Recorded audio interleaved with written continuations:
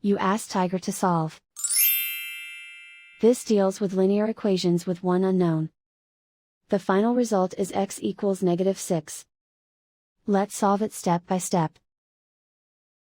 Group all constants on the right side of the equation. Subtract 6 from both sides. Simplify the arithmetic.